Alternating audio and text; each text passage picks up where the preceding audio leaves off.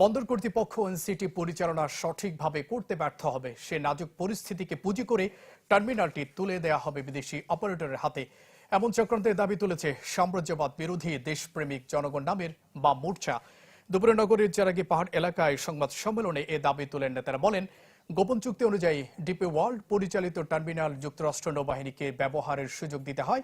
ফলে DP world এলে ঝুঁকি তৈরি হবে দেশের সার্বভৌমত্বে। নেতারা জানান, আগামী 27 জুন ঢাকা থেকে সাম্রাজ্যবাদ বিরোধী লং মার্চ আসবে। পরের দিন বিকেলে তা বারিক বিল্ডিং থেকে বন্দর এলাকায় পৌঁছে সমাবেশ করবে। দেশের স্বার্থে যা সফলের আহ্বান জানানো হয় সংশ্লিষ্টদের। চট্টগ্রাম নিউ মর্নিং টার্মিনাল হচ্ছে চট্টগ্রাম বন্দরের প্রধান কন্টেইনার টার্মিনাল। তারা আমাদের দেশে একটাই সক্ষম বন্দর, তার প্রধান যে টার্মিনাল, তাকে কেন আমরা বিদেশিদের হাতে দিব? এমন কথা যাতে না হয়, আমরা শুনতে না পারি যে বন্দর ব্যর্থ হয়েছে, বন্দর যথাযথ সার্ভিসটা দিতে পারতেছে না। দেশবাসী ভালো থাকুক, মঙ্গলকর জীবনযাপন করুক, কিন্তু বিদেশমুখী বা বিদেশি কোনো চক্রান্তের গহ্বরে আমাদের জাতীয় জীবনটা পড়ে যায় কিনা, এটা তো আমাদেরকে দেখতে হবে।